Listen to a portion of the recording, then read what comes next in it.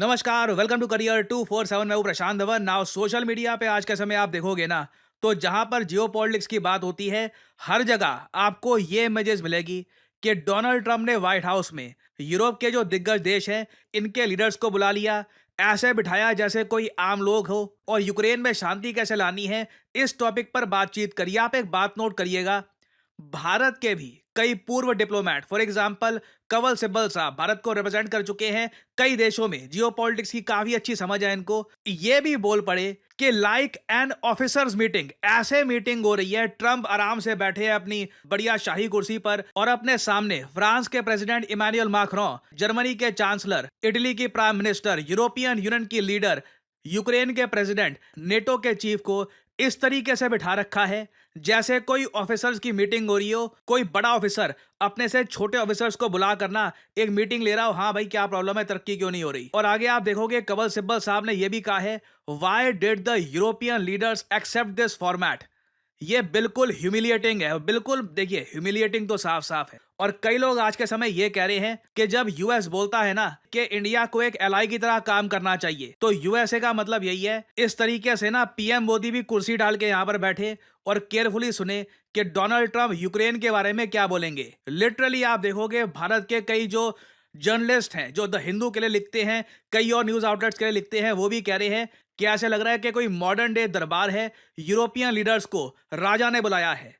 अब एक बार को यहाँ पे आप ये भी कह सकते हैं कि सर आपने वो वाली फोटो नहीं दिखाई जहां पर ट्रंप के ऑफिस के बाहर यूरोपियन लीडर्स को इस तरीके से बिठा रखा रहा जैसे कोई बच्चों को बिठा रखा है और एक एक करके उनकी मीटिंग होगी। देखिए वो फोटो फेक है। अब आज के समय देखिए ऑनलाइन कई यूरोपियंस हैं, मैं भी आपको यूरोपियंस की कमेंट दिखाऊंगा सोशल मीडिया पे, वो क्या कह रहे हैं।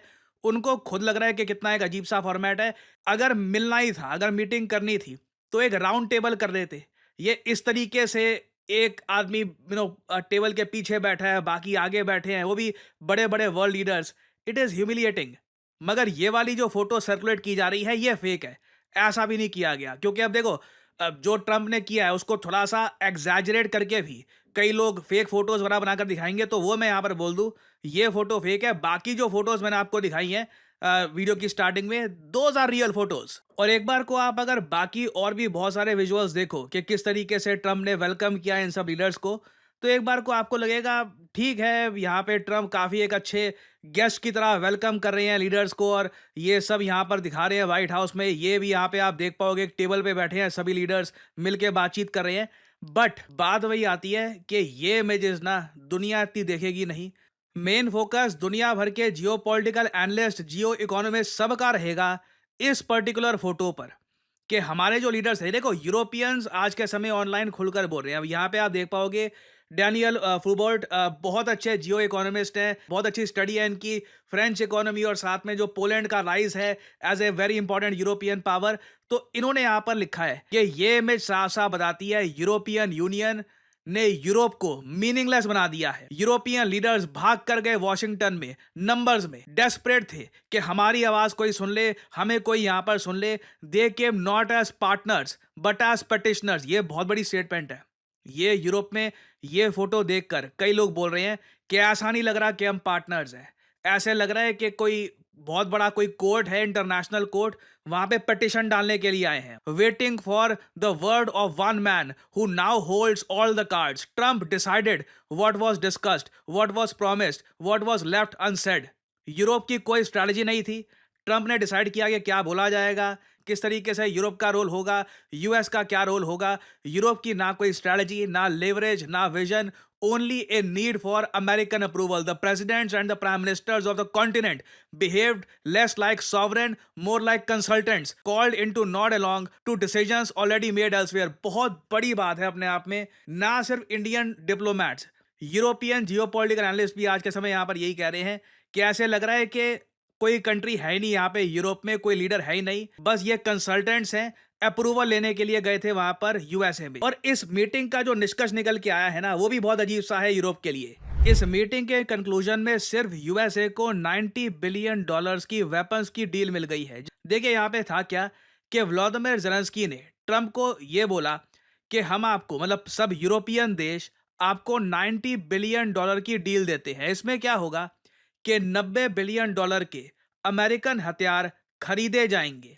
ये हथियार खरीदेंगे यूरोपियन देश, फिर ये हथियार पकड़ा दिए जाएंगे यूक्रेन को, ताकि यूक्रेन लगातार रशिया से लड़ता रहे। उसके बदले में यूएसए को क्या करना होगा? सिक्योरिटी गारंटीज देनी होगी।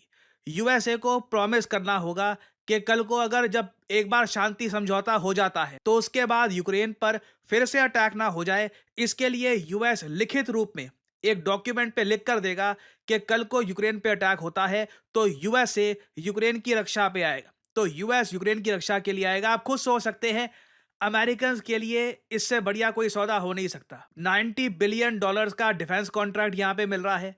अब कल को मान लो, हाइपोथेटिकली स्पीकिंग, आज से कुछ महीनों बाद यूक्रेन रशिया का सीज फायर हो गया, 6-7 महीने बाद फिर से व्लादिमीर पुतिन सोचते हैं कि नहीं, मुझको तो अभी और यूक्रेन का हिस्सा चाहिए, फिर से अटैक करते हैं यूक्रेन को। यूक्रेन कहेगा, देखो यूएस, आपने वादा किया था, सिक्योरिटी गारंटीज है, आप हमारी हेल्प करोगे।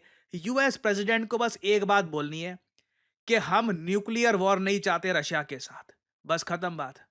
काहे की सिक्योरिटी गारंटी? पूरी दुनिया काफी हद तक समझ जाएगी कि अगर यूएस रशिया आपस में भिड़ गए, that would mean a nuclear war. तो पूरी जो ये मीटिंग थी ना, ये काफी हद तक पॉइंटलेस है। ऐसी मीटिंग इससे पहले भी हो चुकी है। इस बार बस ये देखा गया कि इकट्ठा Zelensky, Emmanuel Macron, Keir Starmer, UK के पीएम, जर्मनी के चांसलर मर्ज, इटली की प्राइम मिनिस्टर मेलोनी, फिनलैंड के प्रेसिडेंट स्टब, यूरोपियन कमीशन की जो प्रेसिडेंट है उर्सुला वॉन, और नेटो के सेक्रेटरी जनरल मार्क रट, जो काफी बार ट्रंप को डैडी बोलते हैं, ये सब मिलकर इकट्ठा डोनाल्ड ट्रंप से मिलने के लिए चले गए थे। और सबसे ज्यादा फनी बात ये है, ये सब मीटिंग हुई, सिक्योरिटी गारंटीज की सब बात ये वगैरह यहाँ पर हुई। उसके बाद ना इमानुएल मैक्रों बाहर आते हैं और बहुत बड़ी बात बोलते हैं, जो मेरे ख्याल से सबसे इंपॉर्टेंट जियोपॉलिटिकल लेसन। अगर आपको जियोपॉलिटिक्स समझनी है, समझना है कि इन द फ्यूचर क्या होने वाला है, तो मैक्रों की इस लाइन पर फोकस करना। ये इधर आप देख पाओगे, एक फ्रेंच न्यूज़पेपर का मैं आपको आर्टिकल दिखा रहा हूं। इमानुएल मैक्रों ने यह कहा है कि व्लादिमीर पुतिन एक ओगर की तरह है। एक ओगर एक तरीके का दानव माना जाता है। ऑफ कोर्स एक एग्जिस्ट करता नहीं है, मगर एक पुरानी कहानियों में बताया जाता है एक ओगर था, बहुत हरे रंग का होता है, बहुत बड़ा होता है, और उसको कॉन्स्टेंटली खाने की नीड होती है। एक ओगर खाए बगैर नहीं रह सकता। और इमानुएल मैक्रों ने यही कहा है कि व्लादिमीर पुतिन एक ओगर है, जिनको कॉन्स्टेंटली खाने की आवश्यकता है सर्वाइव करने के लिए। ना अब यहाँ पे आपको याद होगा, मैंने कुछ दिन पहले आपको वीडियो दिखाई थी एक, कि एक रशियन बच्चा है, उससे पुतिन पूछते हैं कि बताओ तुम्हारे में क्या टैलेंट है। बच्चा कहता है कि मैं ज्योग्राफी का चैंपियन हूँ। इसने कहा मुझे सारी बॉर्डर्स, सब कंट्री की शेप पता है, उनके कैपिटल पता है। तो पुतिन ने कहा कि बताओ कि रशिया की बॉर्डर कहाँ पे खत्म होती है। और बच्चा कहता है रशिया की बॉर्डर बिल्कुल जो बेरिंग स्ट्रेट है यूएसए के पास, वहां जाकर खत्म हो जाती है। पुतिन कहते हैं नहीं बेटा, रशिया की बॉर्डर कभी खत्म नहीं होती। ये मजाक नहीं है, this is not just simply a joke. आप देखोगे उसके बाद किस तरीके से जो रूम में बाकी रशियंस बैठे थे, एलीट रशियंस, ओलिगार्क्स, वो तालियां बजा रहे थे। ये रशिया की एक स्ट्रैटेजी है, they will constantly keep on expanding. ये यूएसएसआर को वापस खड़ा करना चाहते हैं। अब यहाँ पे आपका सवाल आएगा, ठीक है ये सब तो हो रहा है, मगर इस सब का इम्पैक्ट भारत पे क्या होगा? देखिए, इस सब का इम्पैक्ट भारत पे बहुत बड़ा होने वाला है। बहुत ही जल्द भारत पे टैरिफ बढ़ने वाले हैं। अब ये बात काफ़ी हद तक कन्फर्म हो चुकी है। ये यूएसए को लगता है कि जादुई इनके पास एक फॉर्मूला आ गया है, भारत पे प्रेशर डालो, व्लादिमीर पुतिन खुद बातचीत करने को आ जाएंगे। रिसेंटली आपने देखा होगा, लिंडजी ग्राहम ने ये बोला है कि अभी जो अलास्का में मीटिंग हुई है ना ट्रंप और पुतिन की, वहां पर पुतिन सिर्फ इसलिए आए हैं क्योंकि इंडिया की बात आ गई थी। इंडिया पर हमने टैरिफ लगा दिए थे। ये देखिए, The only reason Putin's in Alaska, he didn't come to see how Alaska was doing after he bought it. He came to Alaska because Trump threatened to put a 50% tariff on India for buying Russian oil and gas. ना ये यहाँ पे आपने सुना कि भारत पर जब और एडिशनल टैरिफ लगाने की बात जब शुरू हो गई ना, तभी अमेरिकन्स मानते हैं कि पुतिन अलास्का में मिलने के लिए आए थे।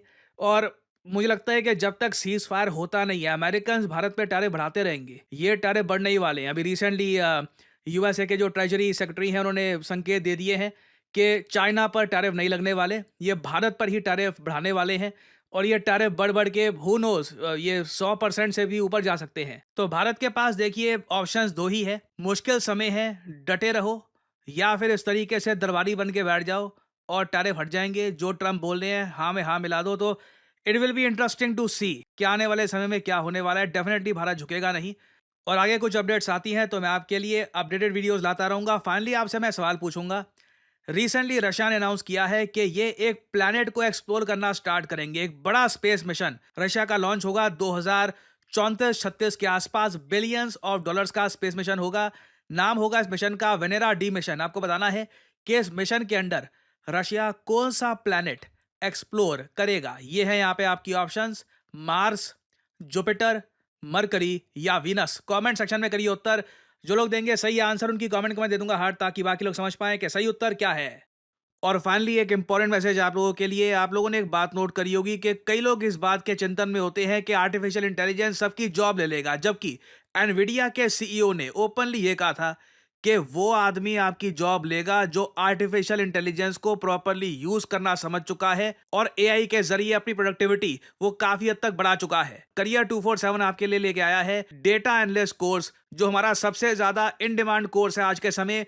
कई लोग फ्रॉम ऑल ओवर इंडिया आज के समय डेटा एनालिटिक्स होता क्या है, कैसे उसमें करियर बिल्ड कर सकते हैं, ये सीख रहे हैं थ्रू करियर 247। और याद रखिएगा, इस कोर्स का नाम सिर्फ करियर 247 डेटा एनालिटिक्स कोर्स नहीं है, this is data analytics with generative AI. क्योंकि जब आप जॉब मार्केट में उतरते हो तब आपके पास सिर्फ एक ग्रेजुएशन डिग्री काफी नहीं है।